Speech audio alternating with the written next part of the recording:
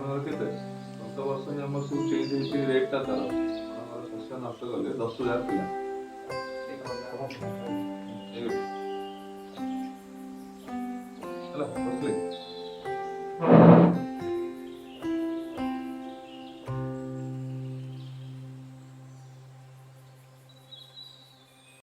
ଅଭିଯୋଗ ହରିଣ କାଢ଼ନ୍ତୁ ଆମର କ୍ଷତି ହେଉଛି କ୍ଷତିପୂର୍ଣ୍ଣ କିଏ ଦେଇପାରିବେନି ଆମ ଜମିରେ ପଟା ନାହିଁ ଆମେ ଜମି ରସିଦକୁ ଧରିକିରି କାମ କରୁ ଆମକୁ ସରକାର ଯଦି ଜମି ରସିଦ ଜରିଆରେ ପଇସା ଦେବେ ଦିଅନ୍ତୁ ନଚେତ ହରିଣ ବିଦାୟ କରନ୍ତୁ।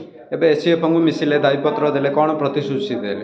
ତାଙ୍କେ ଯେଉଁ କହୁଛନ୍ତି ତାଙ୍କ କଥାକୁ ଆମେ ମଞ୍ଜୁର କରୁନୁ ଆମ ଜାଗାରୁ ହରିଣ ହଟାନ୍ତୁ ଆମ ଜାଗାରେ ତ ଜନ୍ମ ହେଇନଥିଲେ ଆମ ଜାଗାକୁ ଆସିଲେ କେମିତି ତାଙ୍କେ ଆଣିକିରି ଗାଡ଼ି ଗାଡ଼ି ଛାଡ଼ୁଛନ୍ତି କହୁଛନ୍ତି ଆମେ ଛାଡ଼ୁନୁ ଛାଡ଼ୁନାହାନ୍ତି ଗାଡ଼ିରେ ଆମେ ଦେଖିଲୁ କେମିତି ହରିଣ ଆଜ୍ଞା ହରିଣ ଯେ ମସ୍ତରେ କାଢ଼ନ୍ତୁ।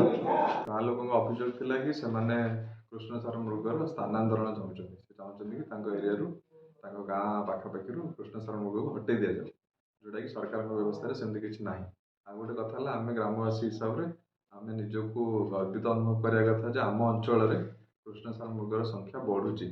କୃଷ୍ଣସାର ମୃଗ ସଂଖ୍ୟା ଯଦି ବଢ଼ୁଛି ତାହେଲେ ସେ ଆମ ଗାଁ ପାଇଁ ଆମ ଜିଲ୍ଲା ପାଇଁ ଗୋଟେ ଗର୍ବର ବିଷୟ ଗୌରବର ବିଷୟ।